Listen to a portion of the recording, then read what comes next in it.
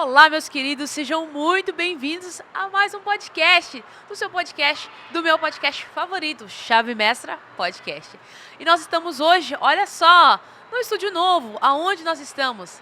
Estamos simplesmente na maior feira literária da América Latina, Bienal do Livro. Seja muito bem-vindo a essa atmosfera, a essa energia, e estamos aqui aproveitando para divulgar ainda mais as histórias, o conhecimento dos nossos autores.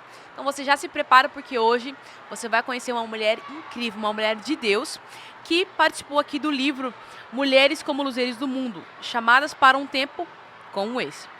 Inclusive, eu selecionei muitos dos autores, então eu gosto muito desse livro, né? O volume 1 aí teve uma grande repercussão, fizemos aqui o volume 2. E hoje nós vamos conhecer a Carmen Regina. Ela vai se apresentar um pouquinho, mas deixa eu só te falar um pouquinho do que ela faz.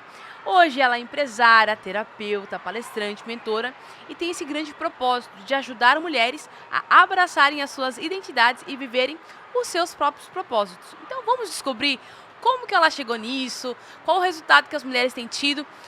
Mergulhe conosco, pegue aí o seu papel e a sua caneta, porque eu tenho certeza que essa entrevista vai enriquecer muito a sua vida. Então, muito obrigada e seja muito bem-vinda, Carmen. Olá, muito obrigada pelo convite, né? Um privilégio gigante estar aqui, uma satisfação enorme. Então, eu sou Carmen, sou esposa, mãe, acima de tudo isso, sou filha, né, amada de um Deus vivo. E falar sobre isso, é muito difícil, porque muitas das vezes a gente imagina que todos nós somos filhos e nos sentimos amados, né? Sim. Mas na verdade não é bem assim, né? Não mesmo. A própria palavra diz isso, né? Que é aqueles que de fato creem e vivem que são filhos de Deus. Mas se você está afastado, se você não reconhece sua identidade, como que vai viver isso? Tem um ditado popular que todo mundo é filho de Deus. Mentira! Porque como que você vai desfrutar de algo que você nem aceita? Não consegue sentir, né? Não consegue sentir. E é exatamente sobre isso que eu falo um pouco nesse livro, que é sobre a identidade. Porque todos nós temos uma identidade. E não é aquela identidade que todo mundo fica lindo numa fotinha 3x4, né? Não é essa a identidade, mas é às vezes a identidade de quem nós somos e quem nós sentimos ser. Para nós nos sentirmos ser filhas amadas, porque para falar isso com propriedade, com sentimento, eu sei que eu sou filha amada de um Deus vivo, verdadeiro, eu preciso sentir isso. Mas às vezes não é bem assim que a gente sente, né? E nós vamos aprofundar nesse assunto. Carmen, primeiramente, gratidão pelo livro, por você ter dito sim. E gratidão por você estar tendo esse resultado tão incrível. Queria saber como que foi quando você primeiramente ouviu esse convite, né? Como que você foi abordada? Você acreditou? Você duvidou? Você já estava esperando? Você já estava escrevendo algo? Como que foi quando você recebeu o convite para participar do projeto? Eu digo que no primeiro momento, quando eu recebi a mensagem de convite para participar do projeto, eu achei que era um golpe. Achei que era um golpe. Você faz parte, olha, de 80% que também duvida e depois tem que ir lá certificar se a editora realmente existe, né? Então, eu, na verdade, digo que Deus faz além dos nossos sonhos, né? Eu recebi esse convite, já foi em 2023. E quando eu recebi o convite, eu estava passando por um período bem difícil da minha vida, bem conturbado. E aonde eu realmente imaginei que ali finalizava ministério e tudo aquilo que estava acontecendo estava muito, muito deturpado, muito bagunçado. A ponto de você querer desistir e achar que era o fim. Desistir mesmo, né? Eram muitas perseguições, enfim. E aí, quando eu recebi o convite, primeiro eu achei que era um golpe. E aí, quem me convidou foi a Cleide, e eu falei, nossa, mas será? E aí eu chamei meu esposo, conversamos, e ele falou, olha, eu acho legal você participar. E o que mais me destacou foi quando ela disse assim, Carmen, esse livro vai ser baseado na história de Esther.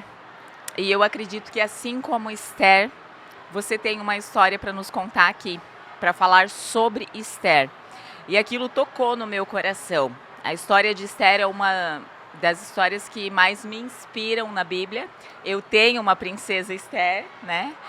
Então, E realmente é uma história que eu me identifico muito. E aí ali foi o momento em que eu parei para pensar e comecei a escrever. Mas eu digo que Deus faz além dos nossos sonhos, porque ali era uma chave que realmente estava travada na minha vida. Eu sempre gostei de escrever, fazer oração escrevendo, mas eu não tinha o sonho de fazer parte de um livro, de escrever um livro, né? Sim. Então, por isso que eu falo que Deus faz além dos nossos sonhos. E essa aqui foi a primeira virada de chave, né? Hoje já tenho 4 livros depois. Uau, Então, destravou. destravei realmente, assim, foi um destravar na minha vida, né? Então, eu acho que a minha eterna gratidão à editora Chave Mestra por enxergar em mim algo que eu não enxergava. E quando você fala que a sua vida, você se identifica muito com a Esther, em que áreas? Como que a sua história se conecta com a dela? A minha vida se identifica muito com Esther justamente na identidade, né? Porque todas nós viemos, crescemos, vivemos, e eu costumo dizer que a infância, ela é um chão que nós pisamos a vida inteira, né? E Esther, ela veio debaixo de uma família escrava. Ela veio de princípios, ela tinha princípios, mas a geração dela já era uma geração amaldiçoada.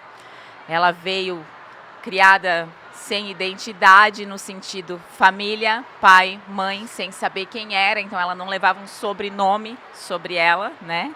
É tanto que quando ela foi para o palácio, ela trocou o nome dela, justamente para que não descobrissem a verdadeira identidade dela, porque ela realmente vinha de uma maldição, vinha ali sobre ela a maldição. E ela, com a sua identidade muito firmada em Deus, com os princípios enraizados de jejum, oração, pelos ensinamentos que ela recebeu na infância, que justamente não era de pai e mãe, mas ela recebeu ensinamentos, instrução, e por honrar aquilo, ela chega no palácio, ela passa um ano de preparo, e em momento nenhum a gente vê Esther questionando o que ela estava vivendo, né? Então ela vive todo aquele processo. E quando ela chega diante do rei, ela ainda não despreza a identidade dela. Porque ela poderia simplesmente dizer, nossa, agora eu já sou rainha, já sou escolhida, sinto muito, quem ficou lá? O problema já não é mais meu, não faço mais parte dessa tribo. Isso, mas não, Esther, ela tem a identidade muito firmada nos princípios enraizados, a fé e confiança em quem era o Deus vivo dela. Né, eu acredito que Esther tinha experiências com Deus antes mesmo de chegar no palácio, porque ela conhecia ele por ter experiências com ele, por ter certeza, não só por ouvir falar, né?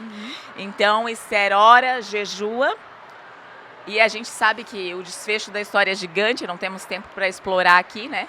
Mas justamente através de uma decisão dela estar ali enraizada, sabendo os princípios, aquela maldição que veio sobre ela até o dia em que ela era rainha, ele cai por terra. E ela passa a ser uma reconciliadora de geração. Porque a geração que vem depois de Esther não é mais uma geração amaldiçoada, mas é uma geração real. Né? Então eu me identifico muito, porque eu também vim num lar abençoado, um lar cristão, mas não sobre os meus pais, porque eles me deram ensinamentos e princípios. Mas eu tinha a minha identidade machucada, de achar que não seria nada. Sabe aquelas palavras proferidas na infância? Sabe aquelas pessoas que nos cercam e acham assim, nossa, você não vai dar em nada. Isso não é para você, mas olha de onde você veio. Família de agricultores, criada na roça, uma cidade tão pequenininha, o que vai ser de ti? Não tem condição financeira, não tem uma família real, não vem de grandes cargos, de, enfim, tantas outras coisas. Então, meu senso, as minhas crenças eram muito limitantes. Eu imaginei que eu não conseguiria, por isso que eu disse para ti, Deus faz além dos nossos sonhos. Né? Porque quando Ele tem uma história na nossa vida e nós realmente temos princípios enraizados, vai acontecer. Não importa de onde veio, não importa onde foi criada, não importa onde nasceu, não importa a família, o que segue ali, mas Deus vai levantar e fazer acontecer. Mas para isso é necessário que nós tenhamos posicionamento. Então eu vim assim de uma família de agricultores, pobre, né, criada na roça, cidade pequenininha, e Deus fez muito além dos meus sonhos. Eu digo que os meus maiores sonhos Deus realizou sem eu nem perceber. né? Aham. Então, o meu sonho era o quê? Casar, ter uma família, ter uma casa, ter um carro. Então, tudo isso Deus realizou muito antes de eu realmente entender o propósito dele na minha vida, né? Sim. E eu passei por um período muito difícil, um período onde a minha identidade estava machucada. Eu não me amava, eu não me sentia bonita, eu não me sentia bem em estar ao meio das pessoas, sorria para todo mundo, mas aqui dentro estava sangrando. Não deixava transparecer aquela dor que eu sentia, mas aquelas palavras ecoavam nos meus ouvidos, na minha mente, ecoavam que eu não ia dar em nada, que eu não era boa o suficiente, que eu não era bonita, que eu era gordinha. E eu me deixei levar. Eu cheguei a um grau de obesidade 2, a 113 quilos. Quantos quilos? 113 quilos. Aonde eu realmente só deixava a vida seguir. Então, quando a Esther era pequena, um dia eu tive que sentar no chão para brincar com ela e eu tive muita dificuldade. E aquilo me constrangeu muito. E ali eu lembro que naquela noite eu chorei muito e eu falei, Senhor, me dá uma saída. Eu não consigo me amar, eu não consigo me sentir bem. E mesmo meu marido me elogiando, mesmo ele dizendo que eu era linda, mesmo ele me amando, eu não conseguia receber as palavras de amor dele sobre mim, porque eu estava machucada. Então nem sempre é sobre o outro, mas é sobre nós. É sobre o que nós sentimos, sobre a forma com que nós recebemos. Sim. E então, por isso que eu me identifico muito com a história de Esther, porque ela teve a identidade firmada, a origem do lugar onde ela estava não determinou o futuro dela. Mas foi necessário, assim como Esther, me posicionar em jejum, em oração, para que Deus trabalhasse na minha vida. Você falou uma frase que eu tive que anotar aqui. A infância é o chão que pisamos a vida inteira. Exatamente. E é por isso que o pessoal fala da criança interior, né? Que tem que cuidar, porque ela não nos abandona. A gente continua trazendo os resquícios e até mesmo as dores, a menos que eles sejam tratados, né? E como que foi para você conseguir sair deste lugar tão obscuro, tanta tristeza, eu digo assim, autoestima baixa, obesidade? Como que você conseguiu reconhecer a sua identidade? Então, foi justamente, eu sempre gostei de estudar, né? Foi justamente num curso em que eu sentei e tantas mulheres, assim, com tantos sonhos, parecia, com tanta coisa para realizar, e ali eu me enxerguei tão pequena e ao mesmo tempo tão ingrata, porque elas passavam por dores terríveis, mas elas tinham sonhos ali. E eu parei e pensei, Senhor, qual é o meu sonho? Parece que eu não sonho mais, né? Como eu estou sendo ingrata, parece que eu tenho tudo ao mesmo tempo. E eu lembro que naquele dia me veio como um flash na memória uma palavra que eu recebi quando criança. E nessa palavra dizia que Deus tinha um ministério na minha vida. Só que aquilo ficou lá guardadinho, abandonado, e eu achei que aquilo nunca ia acontecer. Até que nesse dia no curso, eu lembro que era um texto que nós poderíamos escrever, uma carta, mas a minha carta foi apenas uma pergunta. Deus, qual é o meu ministério? Uma interrogação gigante.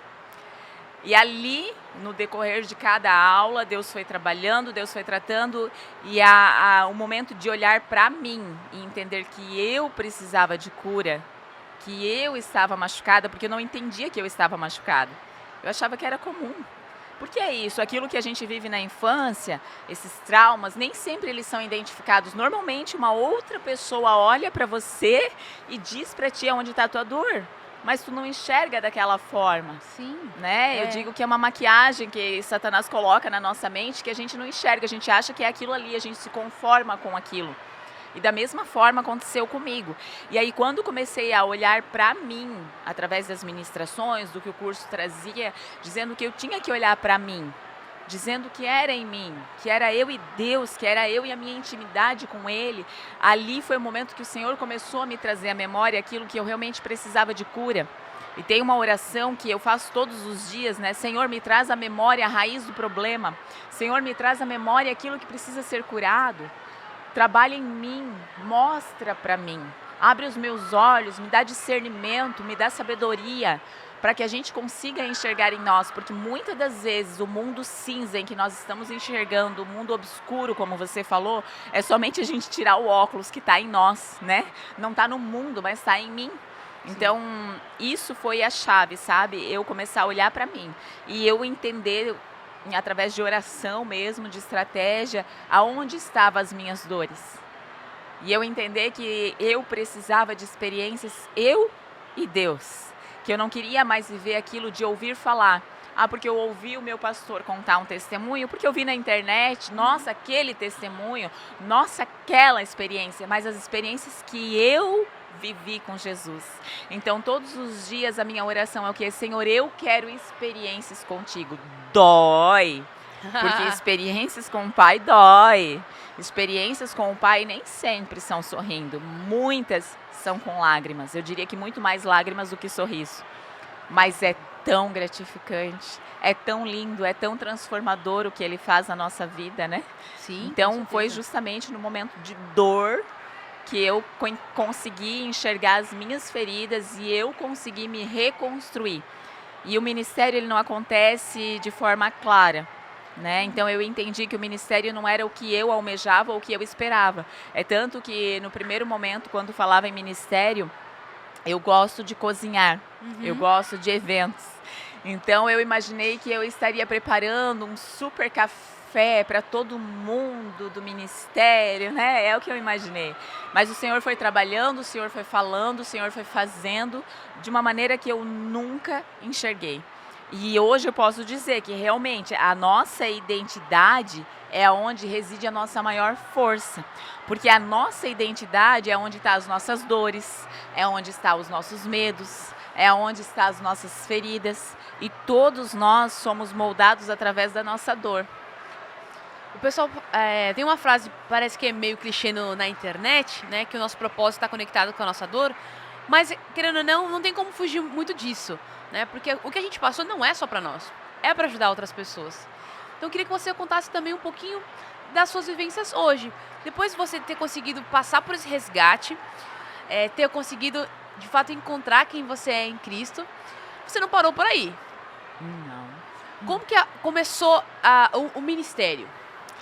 Então, o ministério começou através de um convite para ser líder de um curso. E aí depois nós recebemos um chamado pastoral, eu e meu esposo. Fomos consagrados a pastores e dali tudo foi acontecendo, né? Então eu comecei a estudar teologia, né? E estudando teologia com chamado pastoral, fazendo atendimento, eu identifiquei que eu nasci num lar cristão. Então quando eu era criança, tudo era demônio, né? Tudo era demônio.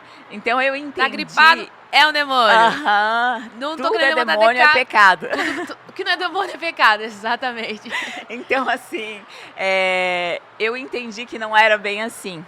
Quando eu comecei a fazer atendimentos, nem tudo é demônio, nem tudo é pecado. Às vezes são decisões também. Não é tudo como Deus quer. Não. Não é a vontade de Deus que eu esteja assim. Nós temos livre-arbítrio, né?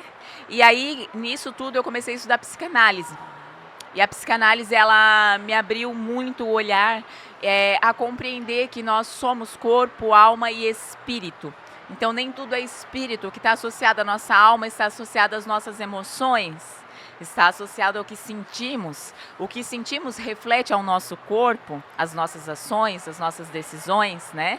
Então, são muitas coisas atreladas e aí eu compreendi o quanto é necessário a nossa cura interior, a nossa cura das nossas emoções. Sim. Claro que é necessário do nosso espírito para curar as nossas emoções, porque é uma tríade, elas têm que estar alicerçadas, alinhadas, né? Eu digo que são 3 colunas e todas elas precisam estar alinhadas, senão ela está em desnível.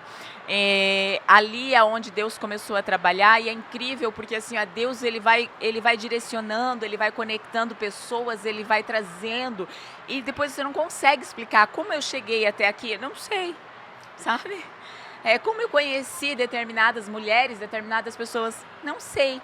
Então, Deus ele vai trabalhando. Hoje nós estamos à frente do departamento da família, trabalhamos com família, com casais, né?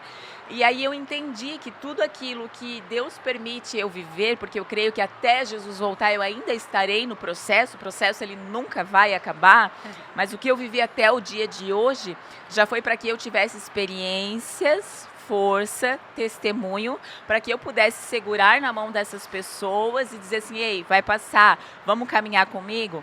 Sabe essas palavras da infância? Sim. Sabe essa dor da infância? Ela tem cura. Existe um propósito maior. Então, até aqui no livro eu falo, né, que a posição social e o ambiente a qual nós somos criados, a qual nós crescemos, eles não determinam o nosso futuro. E o ambiente a qual a gente está hoje, ele também não determina o nosso futuro. Ele só nos mostra a nossa verdadeira identidade moldada. Né? Eu uso muito a história de Esther porque ela veio de um ambiente deturpado, bagunçado, sem saber a verdadeira, sem ter ali um pai, uma mãe, porque hoje as pessoas pegam isso como amuleto, né? Sim. Eu não tive pai, eu não tive mãe, então eu não posso ser, eu não sou, eu sou assim por causa disso. Querem justificativas, mas eu vou te dizer que tudo está relacionado à tua decisão de quem tu quer ser.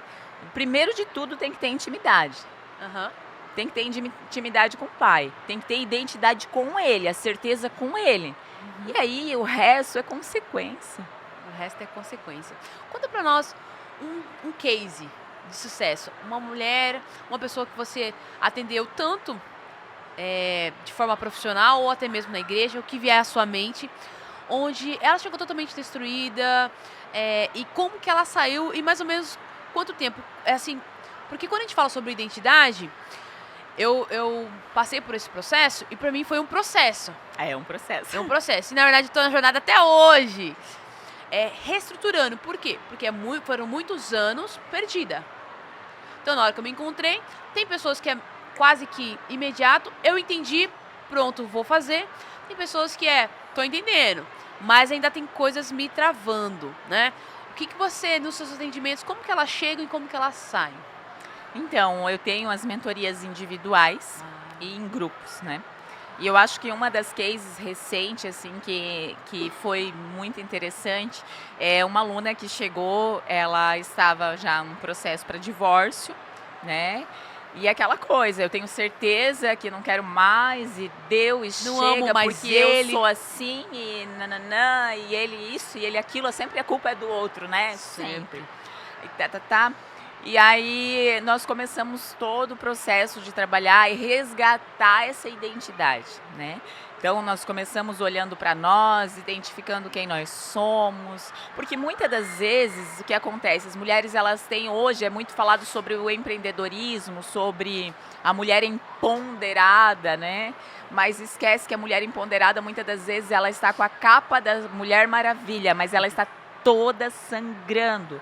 E quando ela chega em casa, é quando ela tira essa capa e ela mostra quem realmente é ela, sangrando, ferida. Então, do lado de fora de casa, ela é a super mulher, ela é maravilhosa, ela é querida, ela é simpática, ela é autêntica. Mas quando ela entra dentro do lar, que é o refúgio, Porto Seguro, ela sangra. E a gente costuma dizer que quem é curado cura, e quem é ferido, fere. E se você não se cura daquilo que te feriu, você vai sangrar sobre um inocente, sobre quem você mais ama. Então, ela veio assim, autêntica, empoderada. E desde a primeira aula, ela começou a olhar para ela de uma forma diferente. E a entender que ela precisava de cura. E a entender que ela não era tão autêntica assim. A entender que ela não era quem ela dizia e quem ela imaginava ser, né? Que ela precisava de cura, que ela estava machucada, que ela estava sangrando. E a compreender que o reflexo do casamento dela era sobre o que ela estava permitindo que ele fosse. Então foi muito lindo, a gente tem um momento de oração, né, semanal, e ela conseguiu, assim, acho que a parte mais forte do testemunho dela foi quando ela mesma disse para mim, ela disse assim, eu achei que eu sabia quem era Deus. Eu nasci num lar cristão, eu cresci na igreja e eu achei que eu sabia quem era, mas eu não sabia. Eu nunca tinha tido intimidade com ele. E ela gritava e chorava, e ela dizia assim, eu fui liberta. Uau. Liberta de pesos que eu carregava sem ninguém saber. Que forte isso. E o mais forte disso tudo é que ela saiu do curso gerando. Um casamento reconciliado e gestando. Então, essa foi uma das experiências, assim, sobrenatural, né? Que eu digo assim, que é Deus que faz, não é nós que fazemos, é Ele quem faz, né? Eu costumo dizer que a gente dá as receitinhas, a gente indica, mas se precisa de intimidade, precisa de clamor, precisa de decisão, porque às vezes a mesma oportunidade, nós vamos ter duas pessoas ouvindo a mesma coisa, vivendo a mesma coisa, e uma ela vai entender, como você disse, ela vai identificar, ela vai entender, ela vai desenvolver, ela vai fazer acontecer. E a outra vai dizer, ai, não sei se é bem assim. E aí é onde nós falamos antes, nem tudo é demônio. Às vezes é decisão. Muitas das vezes, quase 100% é decisão. É decidir fazer acontecer, é decidir fazer a diferença, assim como Esther teve a decisão de salvar o seu povo, de orar, de jejuar, de clamar, mesmo correndo risco de vida, de perder a própria vida. Mas o que é a decisão? Ela ter certeza de quem era o Deus que estava com ela. Com certeza. Se ele fizer, ele é Deus. Se ele não fizer, ele é Deus. É entender isso. Então, é isso a decisão, sabe? Esse case foi um dos cases recentes, assim, que me deixou bem pensativa. E eu falei, nossa, Deus, como tu és maravilhoso. Então, não existe casamento que não pode ser reconciliado. Não existe mulher que seja tão difícil de lidar, que não pode ser mudada, né? É decisão. E a Bíblia fala que não há impossíveis para Deus. E Ele pode fazer todas as coisas, mas Ele também tem muito prazer em utilizar nós como canais de bênção para outras pessoas. O importante é isso, é reconhecer que é Ele que faz, mas se nós pudermos ser instrumentos na mão do Senhor e levar essa transformação para outras pessoas, eu acredito que é um sentimento de realização muito grande. Você já tinha imaginado lá na sua infância, você falou de alguns sonhos que você tinha, bens materiais, casa, carro, família. Hoje você tem vivido tudo isso, mas ministerialmente, profissionalmente, você já tinha sonhado em viver o que você está vivendo hoje? Nunca! Por isso que eu digo, os meus sonhos eram muito pequenos, perto do que Deus tinha para minha vida, e tem, eu acredito, ainda mais. Então, eu brinco porque o dia que nós recebemos uma palavra dizendo de que Deus, eu lembro que eu recebi um sopro no meu rosto, falando que Deus estava levantando como pastora nessa terra, e eu fui para casa. Naquele momento eu recebi uma unção muito linda, assim, um renovo de Deus maravilhoso, e eu fui para casa e eu fui ainda falando para o meu marido dentro do carro, pastor, isso é coisa de velho, para com isso, eu não quero isso para minha vida. Nunca tive nenhum sonho. Se eu sonhava, eu estou mentindo. Eu não sonhava, eu não almejava, né? Então, por isso que eu falo que Deus, ele faz além dos nossos sonhos. Mas hoje você consegue se ver fazendo outra coisa? Não. Eu amo o que eu faço. Eu amo, né? Então, como eu disse, assim, esse último mês, assim, há 3 anos atrás, Deus provava, porque eu digo que todos os homens e mulheres de Deus, na Bíblia já, né? Primeiro eles foram provados, primeiro eles passaram pelo fogo, eles foram moídos, para depois Deus usar eles poderosamente. E na minha vida não foi diferente. Então, há 3 anos atrás, eu passava pelo fogo, lembro muito de uma sala, uma reunião, onde eu só chorei. Eu não tinha forças para falar, eu chorava. E eu dizia, Senhor, por que isso está acontecendo comigo? E hoje, nesse mês de junho, o Senhor honrou de tal forma que quando eu parei para olhar, eu não tenho costume de postar agenda, né? Mas quando eu parei para olhar tudo que eu tinha para fazer no mês de junho, eu falei, Senhor, como isso aconteceu? Como chegou aqui? Então, hoje Deus é maravilhoso, eu amo o que eu faço, eu amo trabalhar com mulheres, eu amo estar nesses eventos, eu amo ministrar, é uma coisa assim. Eu lembro que um dia, conversando com uma mentora, ela disse para mim assim, ó, o que você faria todos os dias sem ganhar nada? Ela disse, aí é o teu chamado. E eu fiquei parada, olhando para ela, e eu falei, nossa, não tenho dúvidas. Depois disso, eu não tenho dúvidas. Continuaria atendendo incansavelmente, falando sobre isso. Eu vejo realmente que tem brilho nos seus olhos, que você fala com muita paixão. E eu gostei muito da sua frase de impacto. Esteja atenta ao que Deus quer fazer por meio da sua vida. Com o seu clamor, você pode tocar o coração do rei. Por que você escolheu o nome da sua filha de Esther? Eu escolhi o nome dela de Esther justamente pela história de Esther, que é uma história para mim de muito impacto. Ela é uma mulher determinada. Ela é uma mulher que, mesmo tendo uma infância difícil, ela tem alicerces enraizados, estruturados em Deus, uma mulher temente a Deus, uma mulher fiel às suas origens, né? E uma mulher que, para mim, ela é a reconciliadora de gerações, a qual a Bíblia relata.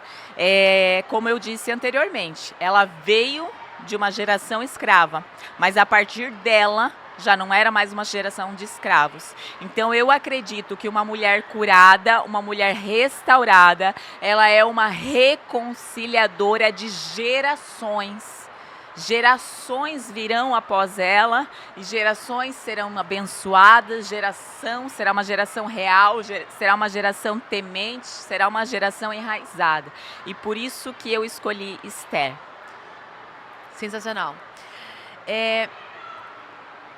Esse livro, ele traz muito esse olhar para Esther, né? Então, as mulheres aqui compartilharam também algumas olhares sobre a vida de Esther, mas também compartilharam seus próprios testemunhos.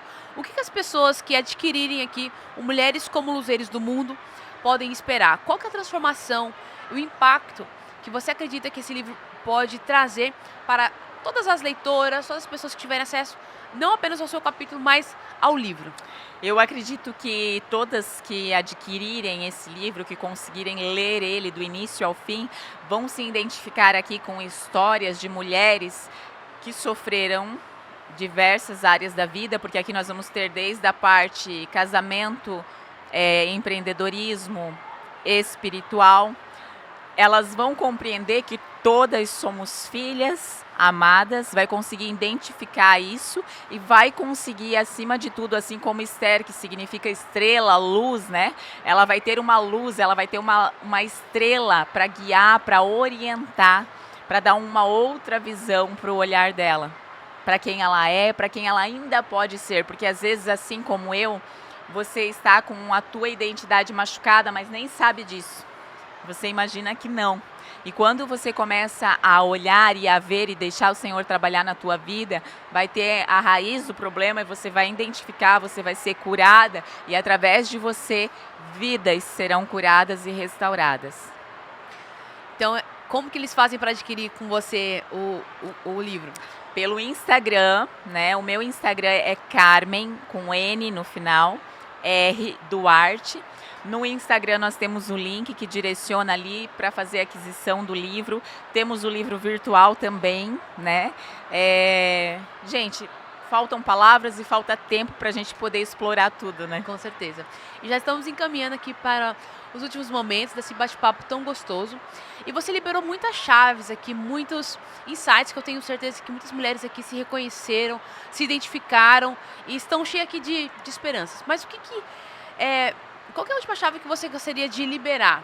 Onde, se ela precisasse ter uma coisa em mente, o que seria essa? Que ela não pode sair daqui sem saber disso. Eu creio que não pode sair daqui sem saber que você tem nas tuas mãos a autoridade de tornar uma geração abençoada ou uma geração frustrada. Que isso é uma decisão sua. Que você precisa trabalhar na sua vida para que os seus filhos, os seus netos e toda a geração que virá sobre você seja uma geração curada, firmada, enraizada em Deus. Que lindo. O que acontece quando a mulher não tem esse conhecimento, não tem essa firmeza? O que acontece? Como que é a vida dessa pessoa? Ela normalmente se conforma, né? Ela se conforma, ela murmura muito, e a gente sabe que a murmuração ela é pecado, né? Então a murmuração ela nos impede de chegar no céu, assim como impediu o povo de entrar na terra prometida. E muitas das vezes aquilo que nós murmuramos, aquilo que nós reclamamos, aquilo que nós achamos que não está bom, a decisão primeiro começa em nós, em fazer diferente. A decisão começa em nós. Então, mais uma vez, parabéns pela sua trajetória de vida, pelo lindo trabalho que você tem realizado, parabéns pelo livro. Obrigada. Como que está sendo a repercussão após o lançamento? Você tem sido marcada aí nas redes sociais, mas pessoas têm conhecido um pouco mais de você, da sua história, então tem chegado até você? Sim. Como que foi a movimentação pós-lançamento? Eu digo que a movimentação do livro Mulheres como Luzeiros no Mundo, como eu já falei antes, né, além dos nossos sonhos, esse livro ele foi parar em vários países, né, em vários países, através de outras mulheres. Eu também mandei para uma colega minha no Japão, inclusive. Ele foi para os Estados Unidos, ele foi para a Noruega, ele foi para o Canadá. Então, uma coisa, essa conexão que Deus faz, que não tem explicação, é aquilo que eu falei. Uma coisa é a gente ir, outra coisa é através de páginas, palavras, textos, a nossa história chegar e vidas serem impactadas. Eu recebi marcação, eu recebi testemunho de pessoas que eu nunca vi na vida, que eu nem sabia que existia, e com certeza eles também não sabiam que eu existia até chegar o livro lá. Então, por isso que eu sou tão apaixonada por isso. Sensacional. E eu sou muito apaixonada porque a gente faz aqui, que a gente pode possibilitar tudo isso, né? A Chave Mestra hoje também é um ministério para nós, né? Deus colocou isso nas mãos de Rogério e de Raquel, e nós somos parte dessa história. Então, mais uma vez, gratidão por essa entrega também, por transbordar aqui a sua história, o seu conhecimento. E eu tenho certeza que você também curtiu bastante. Então, quero agradecer a sua atenção. Coloca nos comentários o seu maior insight, aquilo que tocou o seu coração. Não se esqueça de conectar aqui com a Karen e nós nos vemos no próximo episódio. Tchau, tchau!